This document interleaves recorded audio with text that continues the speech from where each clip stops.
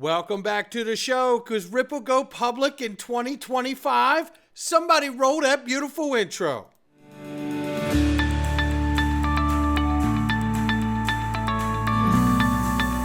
Digital Perspectives with Brad Kimes. Come on in.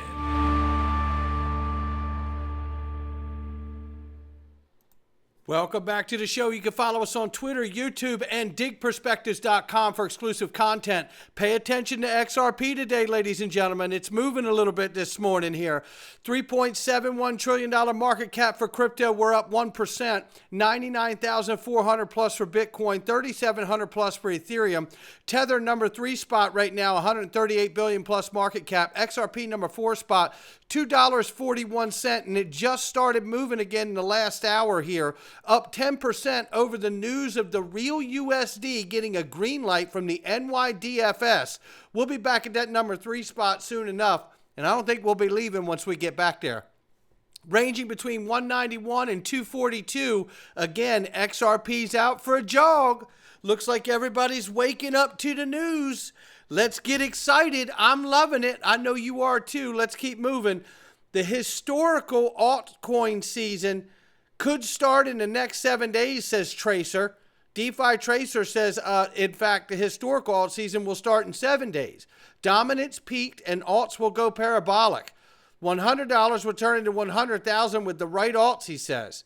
So this is exciting. Maybe in the next week or so, we could see the altcoin market jumping off. I do want to tell you right now, the XRP tickets are jumping off the shelf. And at this rate, we will be sold out by the end of January. This is a great Christmas gift, and there are going to be incredible people on stage, top industry leaders. The Digital Chamber will be there. I'm telling you, you're not going to want to miss this. Christian Carlos is going to be there. MoonPay is going to be there. Ripple, Uphold, iTrust, the list goes on and on and on. You don't want to miss this, and I've got some that I haven't even told you yet. Get your ticket. Record-breaking numbers. Over 2,000 people will be in this room. You're going to want to be with them. It's a remarkable experience. Let's take a look at this very quickly. Yesterday, Atomic Wallet had came out with something that was very, very negative towards XRP, and it was very discouraging to see that from a company. Well, apparently Atomic Wallet has made this statement today. Dear XRP community, we have removed the person responsible for recent tweets. The crypto community deserves respect, fairness, and transparency. We deeply regret this incident and are committed to ensuring it doesn't happen again. Let's keep building. Yeah, and at just at $7.94, XRP will flip the Ethereum market cap. We're not far away, ladies and gentlemen. Zach Rector says, should we forgive and let them back in the XRP family? I say absolutely. Absolutely. And this right here, I think they go in the XRP family too. Shout out to Max Walker. He says, tell me H-bar isn't the biggest opportunity in the crypto right now. Now, I'm not going to say it isn't because I'm holding H-bar. I'm telling you, I've liked H-bar for a very, very long time. Many, many years. So shout out to the H-bar crew. I mean, very exciting what they're doing. I want you to listen to this from Tucker Carlson and Roger Ver. Shout out to Roger Ver. I've met Roger Ver personally in 2019. Super nice guy. Very helpful in the conversations we had. But listen to what he says here about Bitcoin. So it doesn't sound like you're suspicious that Bitcoin was created by the intel agencies as a kind of trap for people. I don't think it was created that way initially, but I am suspicious, and I do think that the intel agencies and other groups have converted it and hijacked it into becoming a financial trap. So it doesn't sound like... So there you have it. And, it doesn't mean he's right or wrong. It just means that's his personal opinion. Roger Ver, look, he was an early investor in Ripple. Paid the first year of David Schwartz's salary at Ripple. Don't believe it is still true. This guy's been in the space a long time. Bitcoin Cash, Roger Ver, right? I say this, the libertarian movement that is Bitcoin at the very least has been hijacked by Wall Street and quite possibly a psyop by the U.S. government. Come on in. And here we have this. Look, the fight is not over even though the administration has won. Commissioner Caroline Crenshaw, nominated to get another term at the SEC, is the new lobbying target for a wide array of crypto groups who see her as an enemy. Oh, and she is. It'll come to a head on Wednesday, today, Senate hearing. Taylor Barr from the Digital Chamber says this: voters on November 6th sent a clear message. The war on crypto is over. Crenshaw's potential reconfirmation represents a continuation of Gensler's anti-innovation policies. Our industry deserves better. America deserves better. Well said by Taylor Barr from the Digital Chamber. They highlight here the Digital Chamber urges the Senate Banking Committee to oppose Caroline Crenshaw's reappointment to the SEC commissioner. Her clear anti-crypto bias has perpetuated arbitrary decision-making, stifled innovation, and undermined investors' confidence in digital asset market. This is absolutely the truth, and if she gets on, she'll be there till 2029. Stuart Alderati agrees. I agree. Commissioner Crenshaw is in some ways even more rogue than Gary Gensler. At least Gensler backed down after a court said blocking Bitcoin spot ETFs was arbitrary and capricious. Crenshaw, however, continued to vote no, insisting that the court got it wrong in her dissent. Unelected bureaucrats are not above the law. This is a very real fight that's still going on, and we must win. We cannot afford to have American innovation stifled. Tag the president's team and make him well aware, and tag the people in the Congress on the Senate committee and make them well aware of what will happen to them if they confirm her. And then this is a reminder here of the new appointee to the SEC, Paul Atkins, who is very excited to be in the role, and we're excited to have him because we know that he is going to be an advocate for crypto. And we also know that Securitize and XDC have a partnership. Potential next chairman of the SEC comes from Securitize. Tokenization. That's what Securitize does. Paul Atkins gets it, and I think we're going to be in good hands. This here is Eric Trump, who's talking about the fact that his father, as president this time around, is embracing crypto. Take a listen. Well, I've been a big fan of crypto for a long time, and so is my father. And I think he realizes that every country in the world is embracing it, and people are running. I mean, look at where we are right now in Abu Dhabi. I mean, they're putting billions of dollars into crypto, into kind of digital technologies. And if we don't do it as America, we're going to be left behind. And he wants to make America the crypto capital of the world. He's been very, very clear with that, and I applaud that. I mean, listen, right now, if you live in America, you want to go out and get a home loan, it takes you 90 days. How the hell does it take you 90 days to get a home loan? By then, by the way, the house is already sold. Your dream is gone. Zero chance you're getting it. Why does it? I mean, there is nothing on blockchain that can't be done better, faster, substantially cheaper, not pushing paper. I mean, the banking system that we have around the world, the modern banking system, is antiquated. It's antiquated, and it's just a matter of time before really crypto not only catches up, but just really leaps ahead. So understanding what he's talking about is what we've been talking about for 7 years. The banking system is antiquated. Well, who has been working so hard to help build the market infrastructure for the world and the United States? Hello, FedNow. Hello, Ripple on the network of FedNow. Market infrastructure helped build that. Yes, absolutely. This is why it's nice, because we understand that President Trump this time around, because he opposed crypto his first four, this time around is embracing crypto so heavily that it is going to be one of his economic pillars, and it will help to revamp the entire financial system. Now, who do you think could benefit from that? Hello, Ripple XRP. Here's the other reason we can't afford to ignore what Eric Trump is talking about and what the president is going to work towards.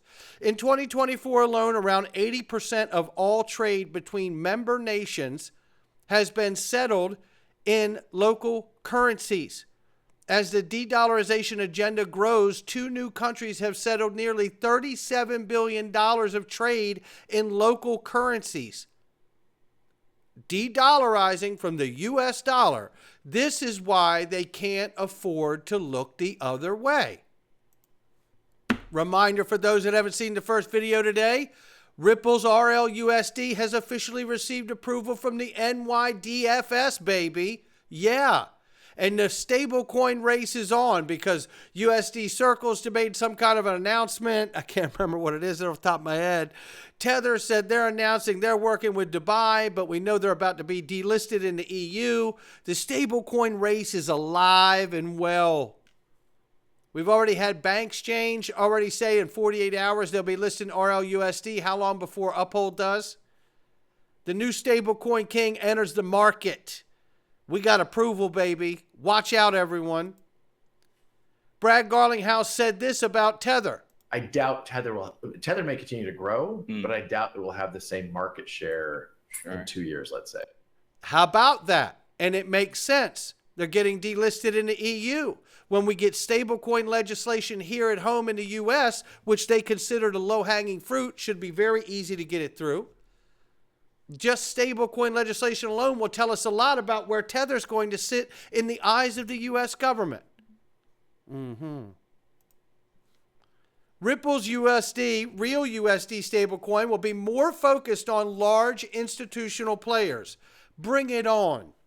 And I remind everybody, the kind of institutional players that would be comfortable knowing that Rosie Rios, the 43rd Treasurer of the United States of America, is on the board of Ripple. I think the institutions, the large institutions, will be very comfortable with that fact. Don't forget this fun fact. Societe Generale will be launching their Euro stablecoin on the XRP ledger. So now we're going to have the Euro stablecoin launched by a very large bank in the EU on the XRP ledger that will be able to simply transact with the real USD that is also launching on the XRP ledger and the Ethereum network. And they'll be able to, the two largest markets in the world will have a transparent, highly regulated stable coin that they'll be able to use all day, every day, 24/7, 365. Can you see it coming together? Yeah. Jack McDonald, the Senior VP for Stablecoin at Ripple and CEO of Standard Custody and Trust Company, is excited too.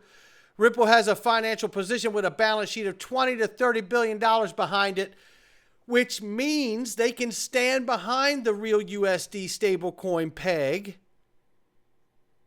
if it's ever lost, because they can use XRP to underpin it. And I tell you that this is the micro example of exactly what the macro goal is: to underpin the US dollar with XRP. And in order to do that and win that privilege, to be honored to be able to do that, and replace the petrodollar agreement, and replace just one commodity backing a dollar, you could introduce XRP and have it prove to the world and the United States government that XRP can underpin the real USD stablecoin first.